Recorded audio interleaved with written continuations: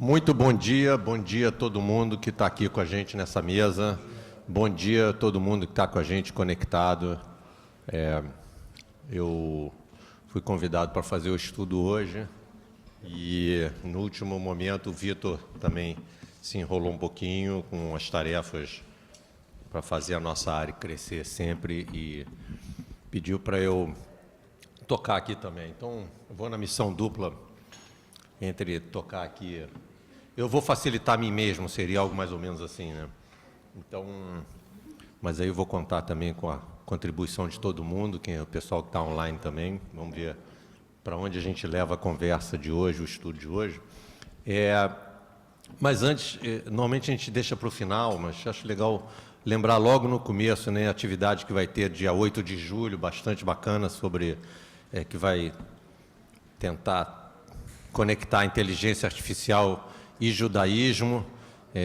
A gente vai ter várias pessoas aqui, mas eu queria destacar só um garoto novo, Bruno Sapir, que é até filho de uma amiga, muito amiga minha, filho da Karen, filho do Marcel, que tem, né, ele é engenheiro de produção da PUC, tem se especializado muito nessa questão da inteligência artificial.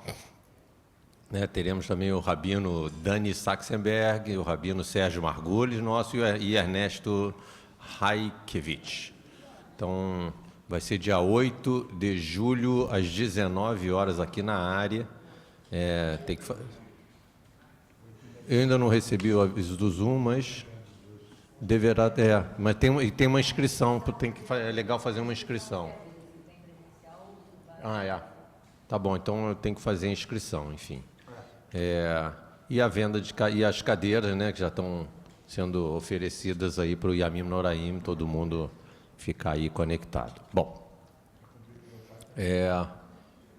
não vou me apresentar, já que sou eu mesmo e eu vou fazer aqui mesmo, vou me apresentar. A gente vai, na Parashá de hoje, a gente vai falar sobre Hukat. E, bom, Hukat a gente sabe que são o estatuto, né, seriam as leis e tudo mais, mas a gente sabe que em Hukat também a gente tem alguns temas, como toda Parashá, né? Tem vários temas. A Ana Balaciano, no texto de ontem, do Ari News, fez uma reflexão muito bacana sobre a finitude da vida, sobre a questão, talvez a dificuldade da compreensão sobre a história a obrigação da vaca vermelha perfeita, sem manchas, sem machucados, etc. e tal. Esse é um dos itens. Dentro de Hukat também, a gente passa por novas reclamações do povo por falta de comida, água e comida, né? Reclama de novo com Moisés. A gente também, numa dessas reclamações, tem a resposta imediata de Moisés, de Deus, né, também lançando as serpentes e logo depois sugerindo, ordenando, né, criasse lá uma serpente de cobre para que quem tivesse machucado, mordido, infectado, quer que seja, olhasse para a serpente de cobre para se curar. E também tivemos as dificuldades, né, da jornada, né, do pedido de cruzar o reino de Edom e não foi permitido, então tem que fazer uma circunnavegação maior a caminho da terra prometida, e isso já no 38º ano, né, dos 40 anos no deserto, enfim. Então a gente está num momento também crítico, cheio de dúvidas, e aí, a partir disso, eu queria falar de alguns pontos específicos para a gente não tratar de tudo. Talvez que a gente tenta tratar de tudo, a gente talvez não consiga tratar muito bem os assuntos. O primeiro eu já não tratei muito bem, mas vou aqui, me chamou muito a atenção, né, faltando 2 anos para o povo chegar à Terra Prometida, Miriam, a irmã mais velha de Moisés, morre e ponto. É uma frase que tem na Parashá. Não tem nenhuma menção, não tem luto, não se fala nada. Mas Arão, quando chega a hora dele partir, existe uma cerimônia, Deus pede que Moisés leve ele ao topo do monte, faça a subida lá no monte, tire a roupa, bota a roupa no filho. Existe toda uma cerimônia e termina dizendo que então o povo ficou de luto por 30 dias. Particularmente, eu não consegui pensar muito sobre essa diferença de tratamento enquanto eu falar aqui. Se alguém quiser depois comentar, pode ficar muito à vontade, porque óbvio que tem muita coisa que pode ser dita, eu não conseguia aprofundar muito, mas me incomodou um pouco isso, obviamente, nos dias de hoje. A gente, né, olhando lá atrás, né, numa sociedade, numa estrutura patriarcal, a gente pode até entender, mas a gente tem Miriam como a irmã mais velha dos três, a profetisa, enfim, uma série de questões que poderiam fazer com que esse luto fosse um pouquinho, né, com que a morte dela fosse um pouquinho mais bem lembrada, digamos assim.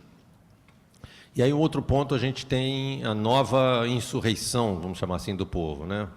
Chama atenção em Rucato, o episódio, mais uma insurreição do povo judeu por sede. Aliás, foram duas, né? Teve uma com fome, sede, depois teve fome e sede, enfim. O povo reclamou da falta de água com Moisés, e cabe lembrar, né, que em Êxodos, na paraxá de Bechalar, Moisés já teve que lidar com a falta d'água, e naquela situação Deus pediu a ele para golpear a rocha para extrair a água, né, para tirar a água para o povo.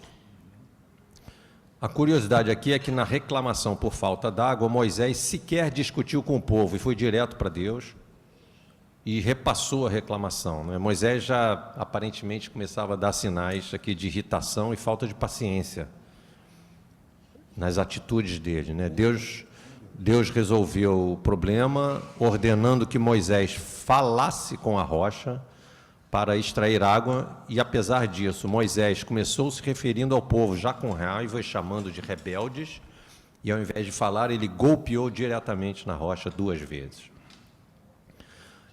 O episódio, ele, para mim, deixa claro, né, que a atitude de Moisés ia custar caro também para ele. Depois de todo esse tempo, Deus parece que esperava um pouquinho mais de Moisés, já tendo conduzido tudo tão bem até aqui. Esperava um pouco mais diante dessas reclamações. Deus lembrou que pediu a ele que ele falasse com a pedra, mas talvez o hábito ou a lembrança de Bechalar fez com que ele golpeasse direto, ou talvez mesmo a falta de paciência. Foi lá e achou que se falasse não ia funcionar. E isso talvez fosse também um sinal de que ele talvez não estivesse confiando 100% na ordem divina, né, de falar. Então ele foi lá e golpeou. Será que Moisés nesse momento não acreditava 100% em Deus? Ele já sabia que não ia entrar na Terra Prometida, né? Então, se na primeira vez foi golpeando, vou golpear de novo novamente, e assim parece que só restaria para Moisés começar a se preparar para sair de cena. Moisés parecia realmente velho e cansado. E Deus, com toda a sua perfeição, parecia um pouco de saco cheio dos velhos daquela geração, né? E aí toda essa situação me remete ao que a gente pode chamar de desgaste, né? Eu queria falar um pouquinho de desgaste de relações, desgaste das peças, alguns desajustes na engrenagem, enfim, coisas ligadas a isso. O que acontece com o desgaste em uma engrenagem? O desgaste faz com que as peças percam encaixe, deixem de se relacionar de forma orgânica e fluida. O desgaste provoca fissuras, rachaduras e geralmente abre espaço para vazamentos. Aí eu separei uma definição técnica de desgaste. Existem várias formas de desgaste, mas tecnicamente tem uma que é mais tradicional, chamada desgaste por fadiga. E aí que eu acho que também a fadiga a gente pode trazer tanto para peças como para o sentimento humano, né, do cansaço. A definição do desgaste por fadiga pela norma da Sociedade Americana de Testes Materiais é a seguinte: é o processo de mudança localizada, permanente e progressiva na estrutura, que ocorre no material sujeito a flutuações de tensões e deformações que pode culminar em trincas ou completa fratura depois de um número suficiente de flutuações. Eu acho que com isso a gente pode perfeitamente transportar do mundo material para o mundo das pessoas, dos seres humanos, das relações interpessoais, não apenas entre duas peças, mas milhares de peças humanas, peças desgastadas, devem ser trocadas. Lideranças desgastadas também devem ser trocadas. E aí me leva a reflexão sobre liderança, que é onde eu queria chegar aqui nessa paraxá. Já falamos muito aqui que Moisés era o líder para conduzir o povo até a terra prometida, mas também precisaria ser trocado no processo de ocupação da terra. Uma coisa é liderar uma travessia no deserto, outra coisa é liderar um processo de conquista e ocupação. É mais do que necessário uma mente e um corpo renovado para assumir essa nova tarefa à frente do povo. E olhando essa questão de liderança, eu buscando alguns textos sobre liderança, fui cair num texto muito interessante do rabino Jonathan Sacks, que fala sobre liderança olhando em vários aspectos, não tem a ver com o Hukat, mas tem a ver com liderança, e eu fiz ele traça 7 princípios de liderança, que eu dei uma resumida, que eu acho que não quebrou o sentido dos 7 princípios de liderança. O princípio número 1, a liderança começa assumindo a responsabilidade. E aí ele diz que no início de Êxodo, Moisés assume a responsabilidade. Quando vê um egípcio espancando um israelita, ele intervém. Quando vê 2 israelitas brigando, ele intervém. Moisés, que é um israelita criado como egípcio, poderia ter evitado cada um desses confrontos, mas não o fez. Ele é o exemplo supremo de alguém que diz: quando vejo algo errado, se ninguém mais estiver preparado para agir, eu agirei. No cerne do judaísmo estão 3 crenças sobre liderança. Somos livres, somos responsáveis e juntos podemos mudar o mundo. O segundo princípio é que ninguém pode liderar sozinho. Diz o rabino Sacks que 7 vezes em Gênesis, em Bereshit, ouvimos a palavra Tov, bom. Apenas 2 vezes em toda a Torá a frase Lotov, não bom, aparece. A primeira é quando Deus diz: não é bom que o homem esteja só. A segunda é quando Itró vê seu genro Moisés liderando sozinho e diz: o que você está fazendo não é bom. Quando ele sugere que ele congregue os ministros para poder ajudar a coordenar a história toda. Não podemos viver sozinhos, não podemos liderar sozinhos, e liderança é espírito de equipe. Entendemos também que não existe um estilo de liderança único no judaísmo. Durante os anos no deserto, havia 3 líderes: Moisés, Míriam e Arão. Moisés era próximo de Deus, Arão era próximo do povo, Míriam era uma profetisa que lidava com as mulheres e sustentava seus 2 irmãos. Terceiro princípio era: liderança é olhar para o futuro.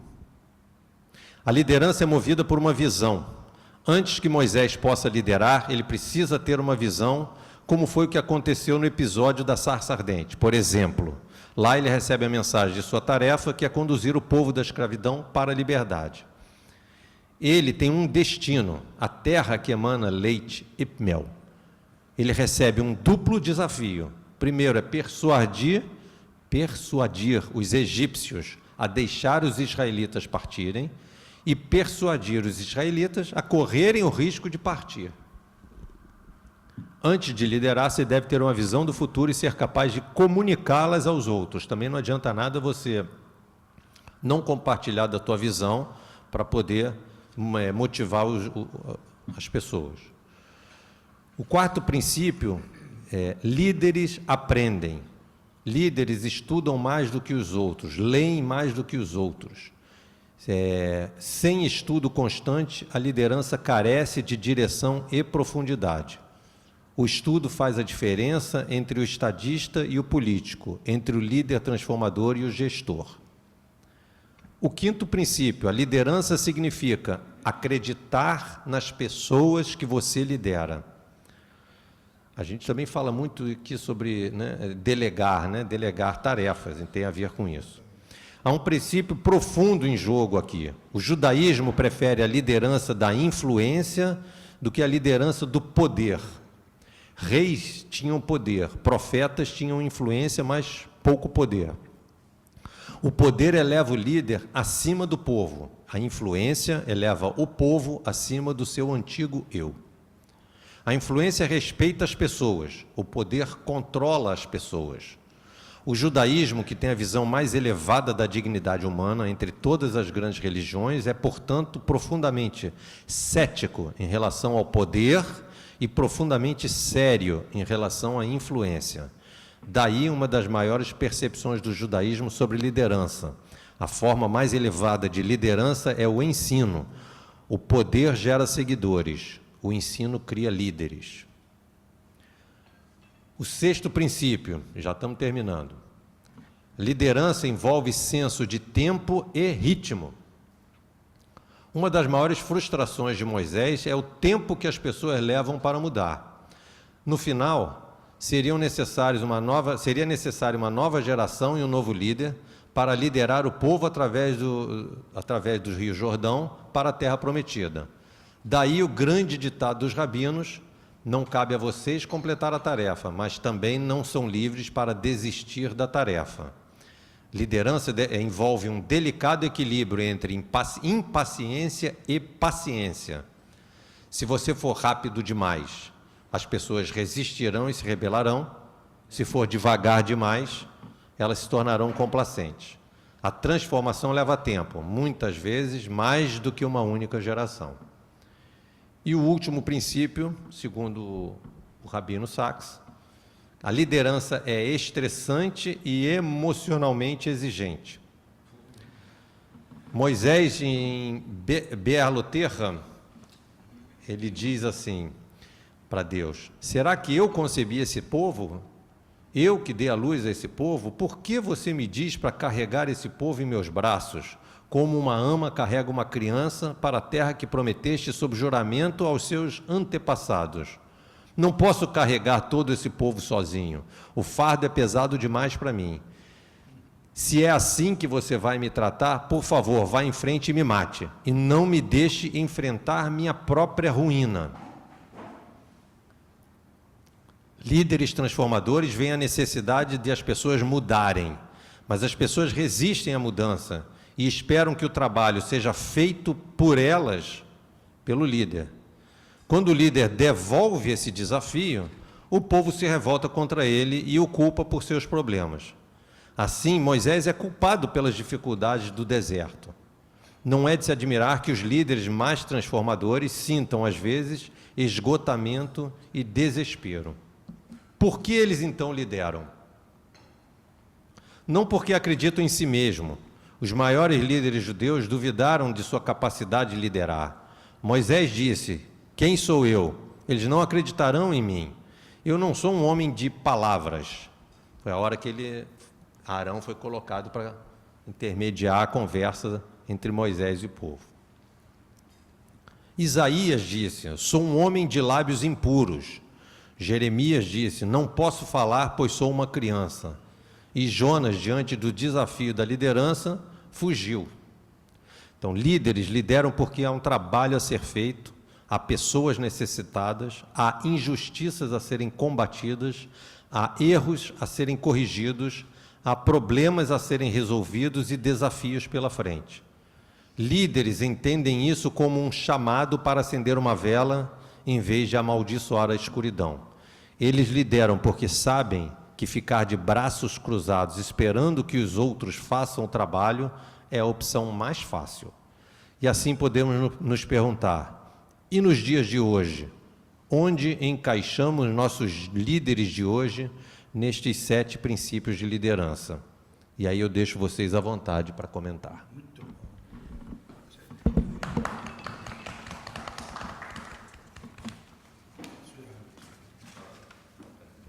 Como sou eu comigo mesmo, deixa eu só me organizar para a gente seguir adiante, né?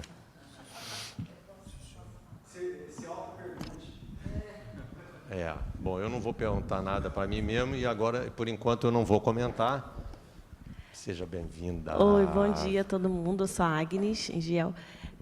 Na verdade, só para trocar, né, que essa semana eu escrevi um texto sobre liderança no LinkedIn e falava um pouco dessa exaustão da liderança, e eu achei muito legal que tem muito a ver com isso, e aí até deu uma acalmada no espírito de ver que qual foi a questão, né? Eu trabalhava numa posição de liderança, só que eu ficava sufocada com os deveres, e eu não tinha esse espaço para reflexão, para você poder ver o de fora. Então, realmente é um peso muito grande que a liderança faz, seja no caminho espiritual, às vezes no nosso dia a dia de trabalho, de que manter esse equilíbrio entre você fazer as coisas e, ao mesmo tempo, ter esse espaço para você poder enxergar de fora, né, é muito difícil, né? E no dia a dia é muito mais fácil a gente sucumbir aos trabalhos e deixar de lado essa parte de você enxergar o futuro, como você coloca, de pensar e enxergar os desafios, entender para qual direção tem que ir. Então, no mundo corporativo, né, que eu vivia, tipo, eu me senti um pouco nessa posição de, tipo, que aí depois que eu saía, aí eu consegui ter uma percepção maior. Então, é perfeita essa reflexão sobre os dias de hoje, nosso trabalho e a forma como a gente lida com a vida e com as coisas. Obrigado. O texto é bem maior do que isso, né? Eu tentei compilar de forma que pudesse encaixar aqui dentro também, para não ficar também muito cansativo. A reflexão do Rabino é muito interessante. Agora também fiquei curioso de saber assim, e aí depois que você saiu do mundo corporativo, como é que ficou a sua visão sobre isso tudo, né?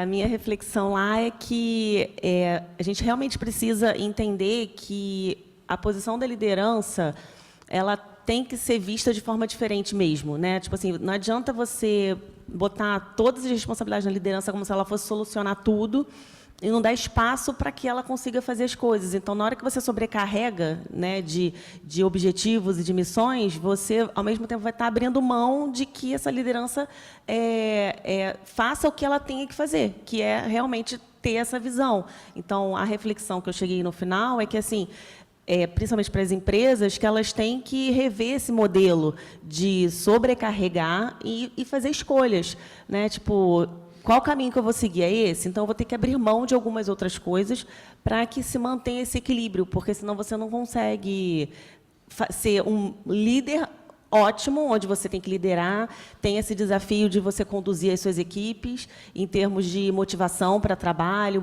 mostrar que eles são capazes, e, ao mesmo tempo, você está fazendo um monte de coisa. Como é que você consegue estar em duas frentes? Não tem como estar em dois lugares ao mesmo tempo. Ou você está numa posição de liderança, ou você está executando. Então, só que o mundo corporativo exige que você faça os dois, porque, na verdade, não é que exige que faça os dois, é que o nível de exigência é tão grande que o líder acaba, em muitos momentos, abrindo mão de fazer a posição de liderança para poder fazer a execução, para poder conseguir entregar as metas. Então, assim, a empresa, no longo prazo, só tende a perder, né? Porque, quando eu saí, né, hoje eu estou empreendendo, mas, quando eu saí, eu consegui refletir muito sobre, tipo assim, fazendo um flashback, tipo, de tudo que eu poderia ter feito se eu tivesse tido espaço para a reflexão, né? Ao invés de estar ali no dia a dia apertando o parafuso, entendeu? Então, é isso, é você ter esse momento de você, tipo, se afastar da execução, né? E deixar os outros executarem. Tá, legal. Eu só quero lembrar também que a gente não precisa ficar aqui preso à questão de liderança, tá? Eu que segui esse caminho, talvez Germano tenha um outro viés. Ana vai falar. Não. Obrigado, André. Bom dia a todos. Não pegando um gancho ainda dentro dessa questão que você colocou de líderes e projetos, até a partir de alguns pontos que eu refleti. Primeiro, a gente tem a ideia, às vezes, assim, o líder é Deus. Líderes são homens. E nós somos homens, né? Nós não somos Deus, nós não somos capazes de tudo. Quem é, né, o eterno, vamos dizer assim, Deus é que ele é capaz de tudo, não nós. Então, entender, inclusive, quando você falou de projetos, que às vezes a gente pode ter várias ideias, vários projetos iniciados, mas você não consegue dar conta de todos os projetos. Ou dentro da sua existência, de vida, ou mesmo dentro do tempo lá proposto. Mas entender que também não é só o objetivo final do projeto acabado. Todo o processo que você faz até você elaborar, escolher os projetos, isso também é importante e faz parte. E quanto à questão da Miriam, né, que você colocou, me chamou também a atenção que foi assim, um milésimo de uma frase sobre a morte da Miriam, né? Miriam morreu e ponto, acabou. Mas aí, se a gente pensar, você falou que faltou água. E quem é que era responsável, de certo modo, mesmo que metaforicamente, pela questão da água do poço? Era a Miriam, né? Então, a gente também pode pensar assim, quer dizer, quando você sai de cena por não estar mais aqui nesse mundo ou por alguma outra razão, como é que fica o seu legado também?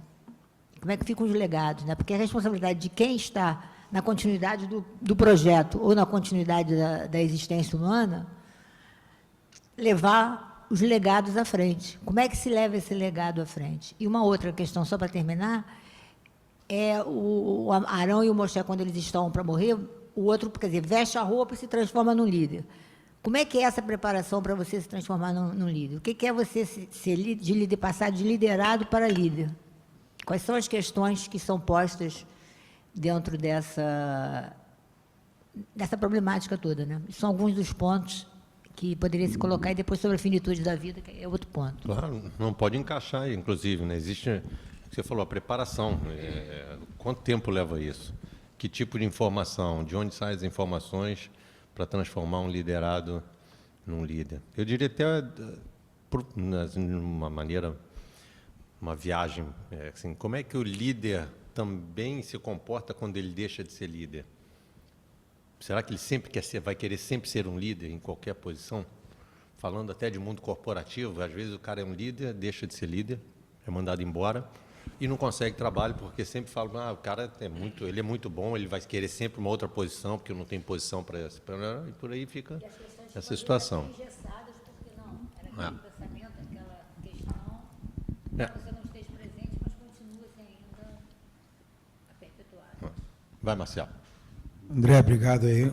Queria abordar um outro ponto que o André falou legal, mas assim, que em outros anos se abordou muito aqui, que é as pessoas que tinham defeitos, que tinham problemas, como doenças de pele, psoríase, por exemplo. Eu tenho psoríase, por isso que eu estou falando. Então, é muito importante ver como é que os conceitos mudaram, né, de lá para cá. O André fala alguma coisa de as pessoas receberem uma bênção, né, André? Se me corrija se estiver errado, para tentar se curar das doenças que possam ter.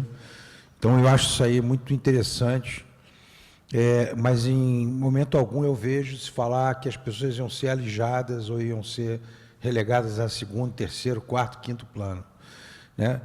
E isso tem a ver também com liderança, que se a liderança fosse uma liderança pejorativa, existe a liderança de todo tipo, né? Isso não ia acontecer. Então, é só para lembrar que as pessoas com defeitos, elas são tão capazes quanto as pessoas que possam não ter defeitos. Todo mundo tem defeito, né?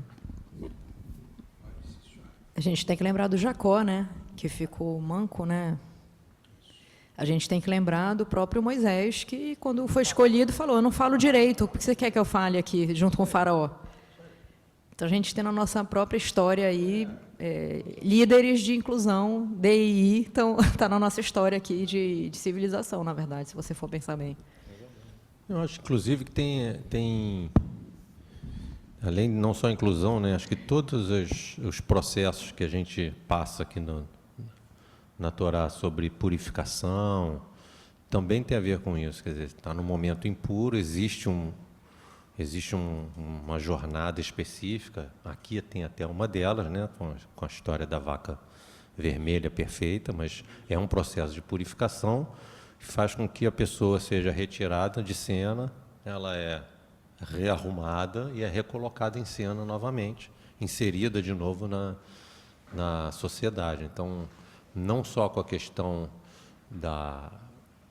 de imperfeições, mas também questões de doença, né? Existe todo o nosso texto, todo o nosso estudo sempre nos leva a refletir que existe uma forma de botar todo mundo para dentro, quem está com problema resolve o problema e depois traz para dentro de novo com o problema resolvido, enfim. A gente vê muito essa mensagem ao longo de todo o nosso estudo aqui o ano inteiro. Quer falar para a gente?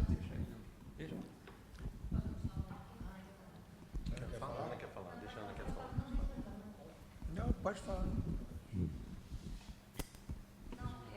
Eu acho que a riqueza do texto e do estudo, ele traz também as interpretações nossas. E as interpretações, elas passam, logicamente, pelas nossas experiências de vida e pelos momentos que a gente está passando, né?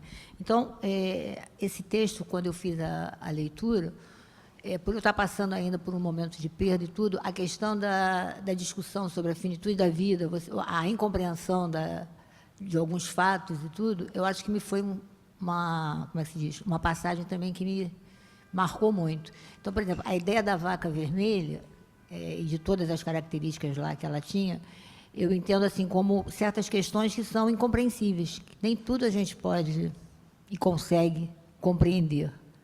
Mas a gente, às vezes, tem que, de certo modo, ir em frente, né? E um outro ponto é que, nessa paraxá, eles falam das 3 mortes, né?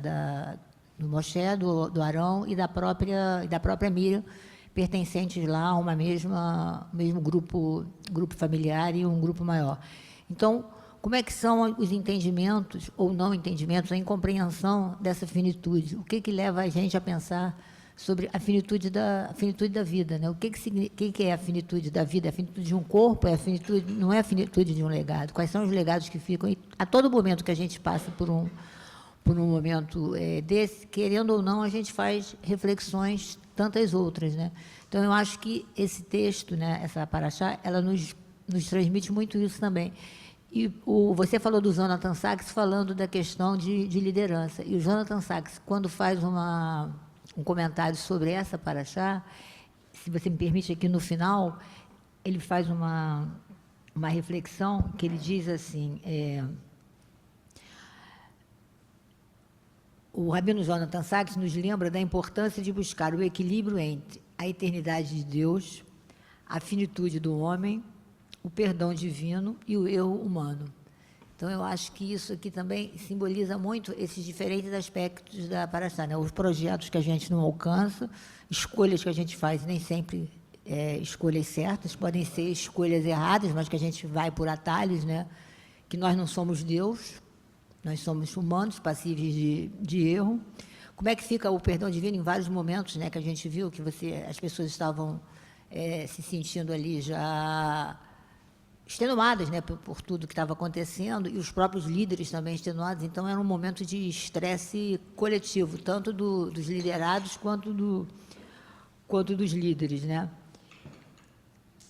E esse equilíbrio, que eu acho que em todos os momentos nossos a gente tem que tentar buscar. Quer dizer, ao mesmo tempo que a gente não é Deus, mas a gente tem que entender também que o mundo não foi entregue pronto. A gente tem uma responsabilidade e uma participação nesse mundo.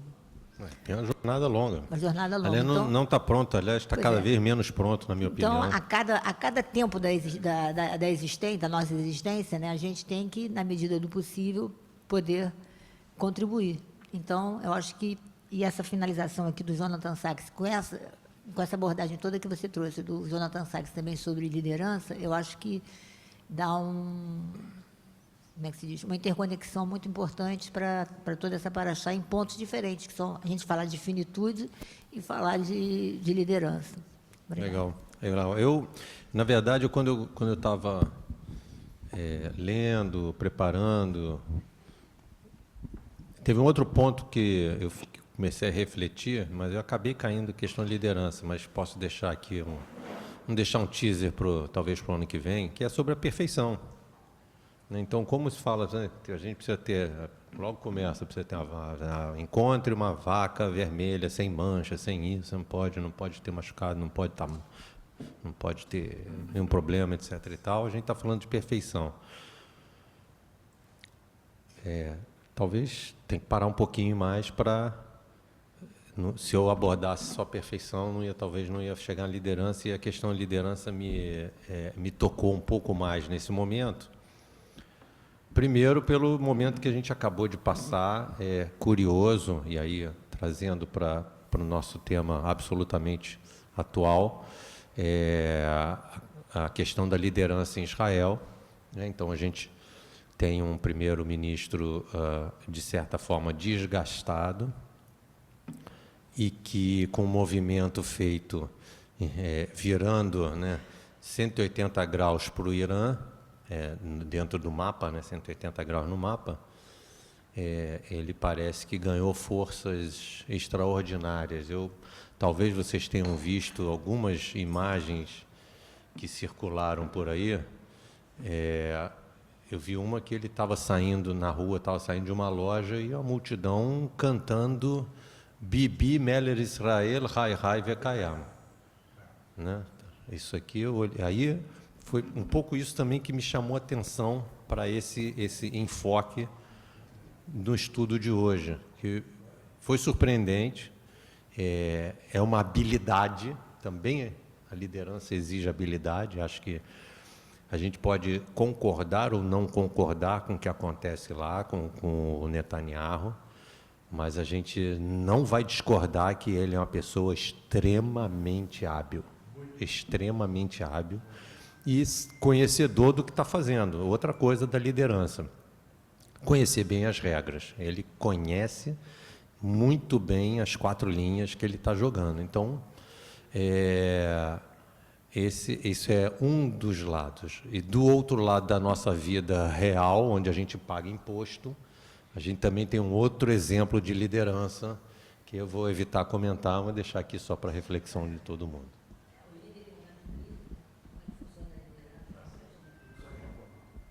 Hélio, quer dar a palavrinha, Hélio? Bom dia a todos. André, parabéns aí pelo estudo. Eu queria só passar alguns pontos muito interessantes. A questão da liderança, eu acho que sempre atrai a gente a falar, a pensar. A abordagem do Rabino Sacks, e eu penso que o terceiro item que você comentou, que é a visão, talvez deveria estar até em primeiro lugar.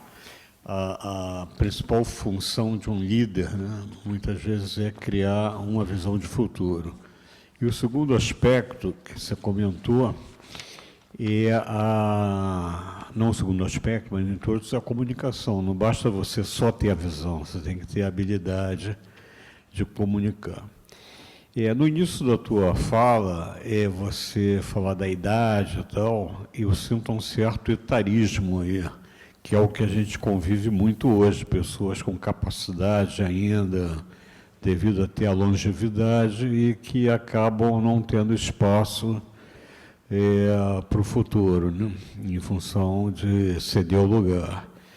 E a passagem também da liderança, quando eu trabalhei numa grande empresa, eu não peguei essa época, mas quando algum sócio-diretor ia se aposentar, isso é comum em algumas empresas, tem um processo de despressurização, que você fica alguns meses se desligando, porque você sai de um mundo corporativo extremamente, que pressiona demais, extremamente intenso, você abre mão de tempos com a sua família e, de repente, não dá para no dia seguinte, você, de repente, está fora. Como se é a mesma coisa, fazendo uma analogia, quem faz mergulho não dá para subir direto, tem que ir subindo aos poucos. Tem um midrash que eu não me lembro exatamente, que eu comentei em algum estudo, que fala exatamente como é que fica Moisés depois disso tudo. O midrash diz o seguinte: eu acho que Moisés pede a Josué para participar das conversas com Deus. E Josué diz para ele: olha, quando você era o líder, você nunca me deixava entrar na tenda quando vocês tinham as reuniões com Deus, que mostra essa defasagem. Vou fazer só mais 2 comentários. Um do que não me lembro quem falou, do Netanyahu, foi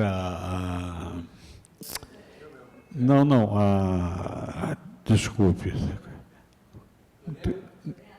Loriana. Da questão que ele conhece as 4 linhas. Não foi você que falou, né, André?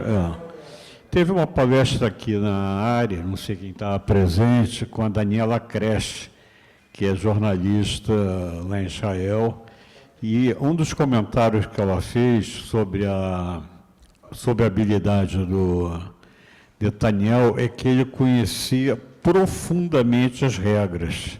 Além das outras capacidades que ele tem, e eu não estou aqui elogiando de todo o Netanyahu de forma alguma, mas ele tem essa capacidade de saber, dito por ela, né, pela Daniela, de articular porque ele conhecia as regras. E eu finalizo, falando do desafio da liderança, de delegar. Tem uma passagem na Ética dos Pais, né, que é uma das nossas fontes, que diz que a liderança é muito pesada para você carregar sozinho. Né? Obrigado. Fala, né? Líder, o último item. Era o último princípio, né? Liderança é estressante e emocionalmente exigente.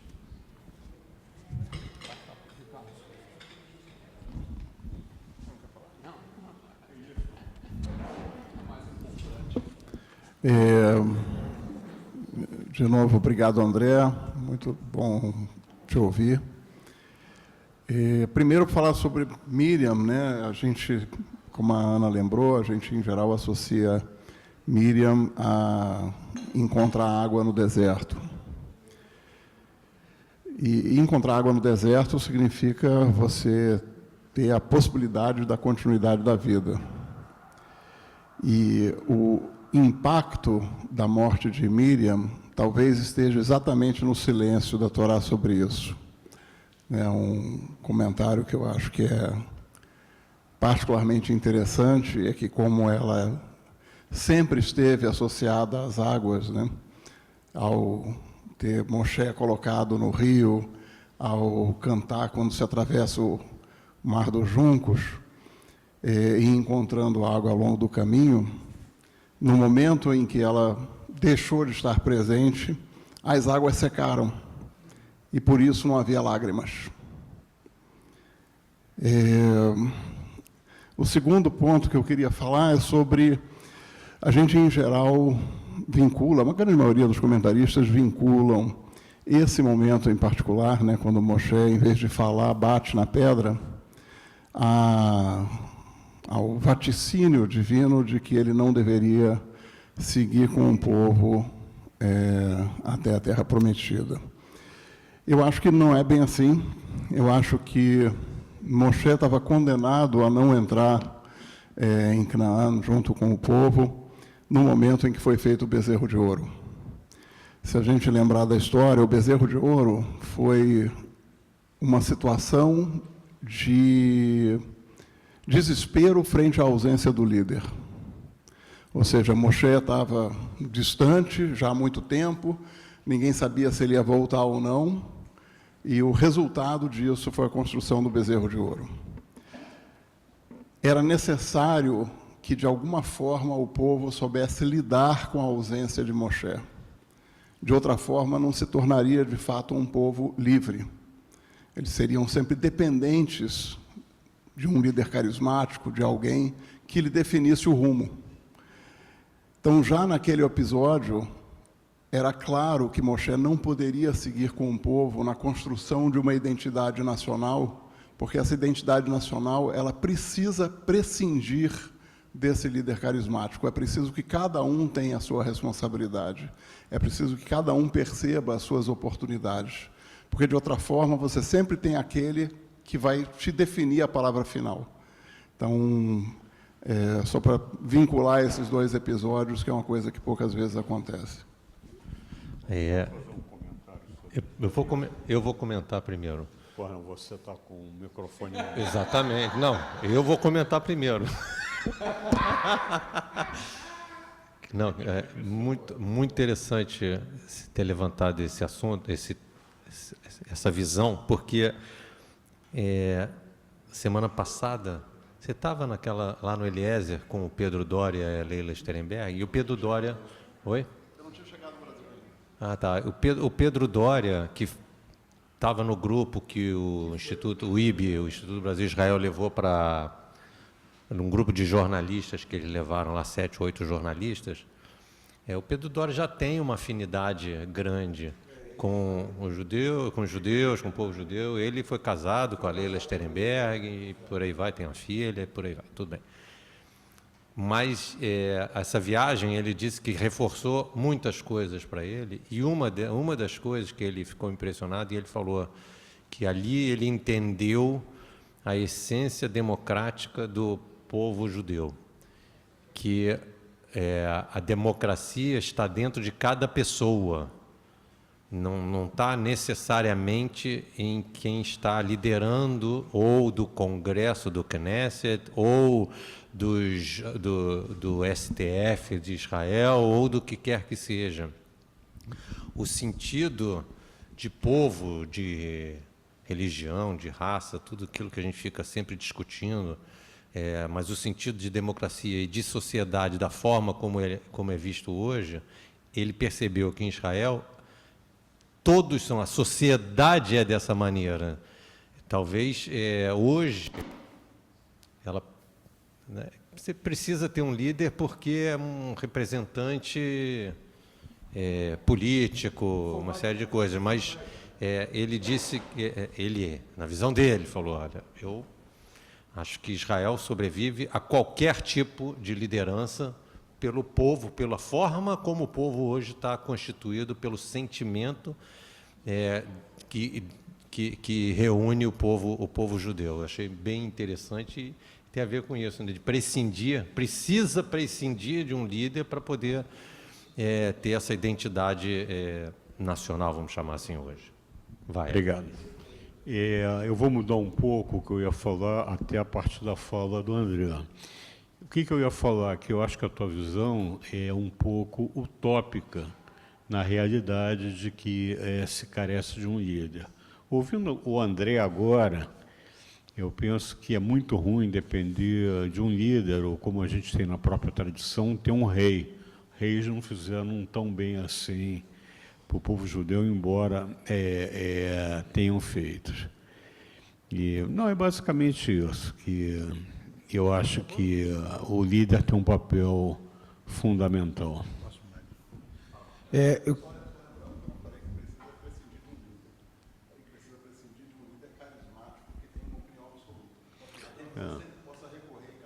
Então, mas vamos lá. Então, Ricardo, foi uma boa visão sua, só que eu estava comentando aqui com Lorena, né?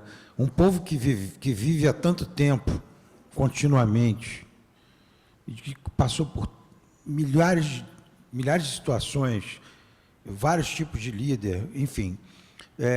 Eu acho que é um povo que resiste a qualquer coisa, como o Doria falou, exatamente. Mas eu não acho que seja uma visão de agora. Eu acho que é uma visão de sempre. O povo de Israel passou por vários desafios sempre. Entendeu? E Yoshua, quando entrou com o povo em Israel, era um outro tipo de líder. A Lorena falou, era um cara guerreiro, né? Era um cara mais guerreiro. Então, eu acho que essa questão de líder, é sempre muito importante haver um líder. Para tudo, né? A gente vê para tudo. Esporte, por exemplo, esporte coletivo. Tem que ter um líder. Eu estava outro dia vendo essa questão. Exato, exatamente. Futebol americano, qualquer um. Né? Então, política tem que ter um líder, óbvio, mas Israel passou por todos os tipos de liderança e sobreviveu. O povo sobreviveu e está aí até hoje. Então, eu acho que não é questão de achar que o Ricardo está errado, não. Eu acho até coincidentemente, Ricardo, meu pai me perguntou isso ontem. Ele falou assim, por que você acha que Moisés não entrou em Israel? Você acha que eu acho que ele foi punido. Ele falou, eu acho que ele foi punido. Eu falei assim, eu acho que não. Eu acho que ele chegou no limite que ele tinha, coincidentemente, antes de entrar em Israel. Essa é a minha visão. Limite que eu digo até físico, idade, um monte de coisa. Né? Quer dizer, e é o que o André falou, bateu na pedra quando ou não deveria ter batido, ou não era para bater dessa maneira, o que seja, é porque já estava sem paciência. Então, isso tudo me leva a crer que não é exatamente uma punição, falando de Moisés especificamente.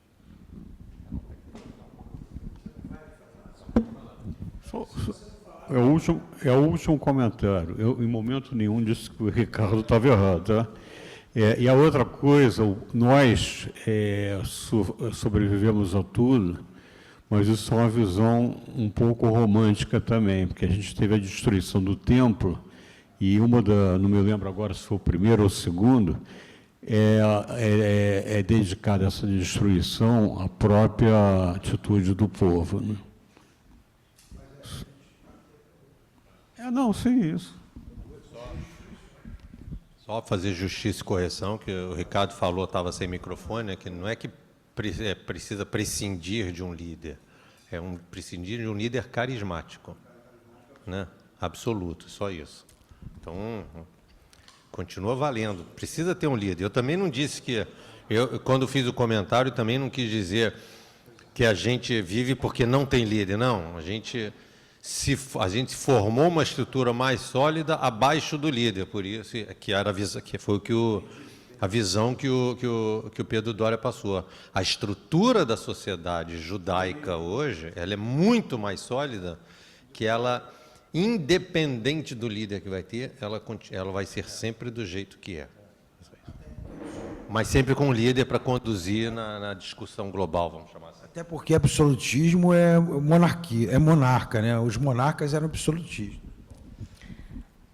Eu queria só, com a sua fala lá atrás, que você falou de quando é que o líder, né, entende que não é mais o momento dele, é o momento do liderado, ou quando o liderado vira líder, e quando você falou, eu acredito que Moisés não foi porque não era mais o momento dele, eu falei, poxa, será que não é porque Moisés entendeu que estava todo mundo maduro e que já era o momento dos liderados terem um pouco mais de autonomia e talvez estarem nessa posição, né, mais estruturada de agora a gente tem que pensar ou no outro liderado, né, ou a gente se empoderar nesse momento para a entrada, né, para até ver depois quem seria o próximo líder, mas talvez ele já entendendo que eles já estivessem prontos e ele não precisaria mais estar ali como um representante, né, físico e agora, tipo assim, que nem um mestre, né, para o pupilo, né, tipo, agora você pode ir porque você já está preparado.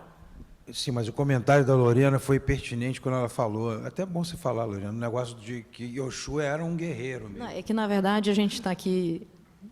Eu não queria falar sobre isso, mas eu vou falar. A gente está falando de liderança situacional, que vocês dois, como eu, já fomos diretores de multinacionais, a gente sabe do que a gente está falando. Desculpa a falta de modéstia, tá, gente? A gente passou por isso e valemos cada real que a gente ganhava de salário, que eu acho até que era abaixo do que eu deveria na época. Fica aqui meu manifesto. Porque eu era mulher, diga-se de passagem. Mas o ponto é, na hora que você muda o cenário, na hora que você muda os liderados, às vezes o líder não encaixa. Sim. E quando o cenário lá fora também está diferente, aquele líder que um dia fez sucesso também pode não fazer mais sucesso. Então, talvez, e aí digo de novo, talvez o Moisés fez a sua missão, prestou seu serviço, até hoje a gente fala e reverencia ele, continuaremos fazendo isso, com certeza. Ele é um rabino, é único, mas até ali era ele que faria a missão. Dali para frente era outro tipo de missão, era um cenário diferente, a gente ia guerrear, precisava do Josué, não no perfil de Moisés, até pela idade, também tem o etarismo aí, diga-se de passagem. Mas, então, na hora que a gente está entrando numa terra dita prometida, cuja missão era chegar até lá, Moisés falou, ou voar, tá aqui a entrega. A próxima parte da missão, outra pessoa que vai fazer. Não foi ele que decidiu, mas talvez Deus tivesse entendido que até ali era com ele. Tanto que as pessoas que estavam no Egito não entraram na Terra Prometida, foram morrendo no decorrer dos 40 anos. Porque era outro povo para entrar ali, né? Era suposto que um povo mais puro entrasse ali e o líder vale também. Era outro líder que tinha que entrar ali. Conforme a mesma coisa que eu disse aqui em algum momento, uma coisa é você liderar a travessia do deserto, outra coisa é liderar a entrada, a ocupação, etc. e tal, da terra. Bom, André, obrigado pelo seu estudo. Eu estava aqui refletindo comigo mesmo, você foi avançando ao longo do tempo com N visões do que seria uma liderança, e eu simplesmente lendo Rucá, que não tem nada a ver com um esquema, mas me fica claro para mim que hoje que nós estamos vivendo uma situação em que nem sempre o líder ele consegue se apoiar nas diversas assembleias, porque elas não representam a vontade do povo. Hoje existe uma necessidade, entendo, muito mais forte de entender quais são as necessidades reais em que alguma população ela quer, e os seus representantes eleitos não representam aquela gente. Então, no caso da pedra, Moisés junta a congregação. Ele não chama os líderes para estarem refletindo sobre a questão da água. Ele chama a congregação. E eu acho que isso é uma coisa que é muito forte nos dias de hoje, você olhar as nossas assembleias, que não representam, na realidade, as necessidades do país. Bom, agora, sobre a vaca vermelha, que passamos rapidamente sobre ela, que é um episódio estranho,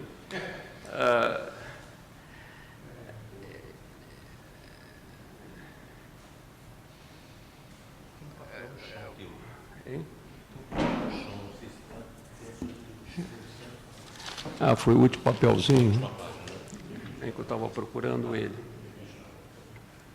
Bom, quanto à vaca vermelha, o versículo nos diz: o Eterno falou a Moisés e Arão, dizendo, essa é a lei ritual que o Eterno ordenou, instruiu o povo, etc., etc.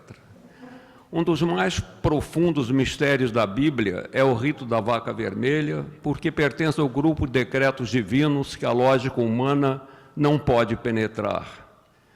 Devemos ter em mente que o fato que todas as outras impurezas, exceto a impureza da morte, encontram sua purificação pelo indivíduo contaminado.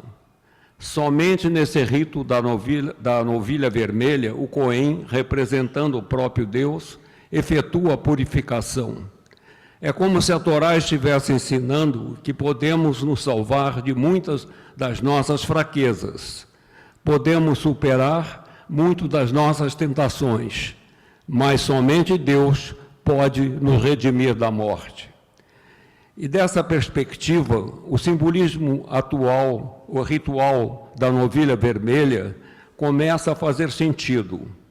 Uma novilha é o símbolo consumado da vida, o leite materno da vaca servindo como expressão universal da nutrição materna, de seus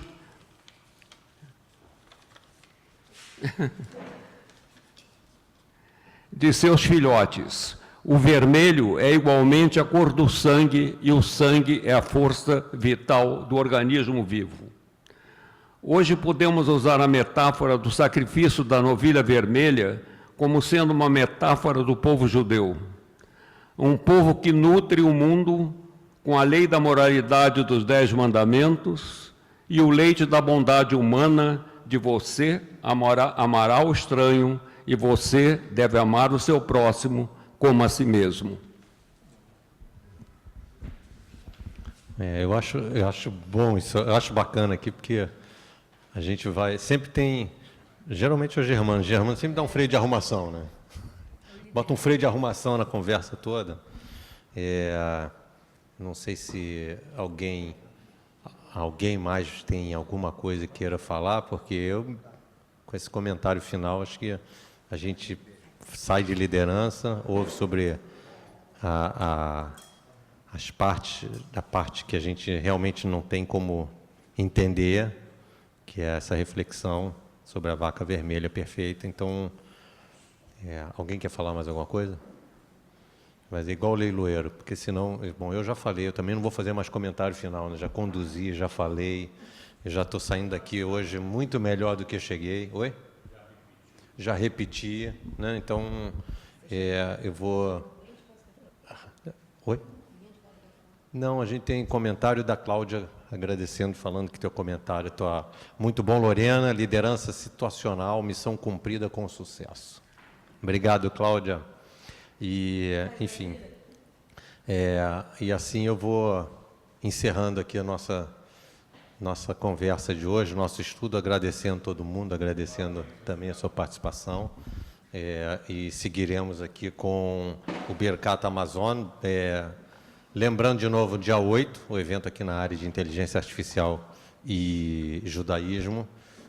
Shabbat Shalom antecipado para todo mundo e uma boa quinta-feira.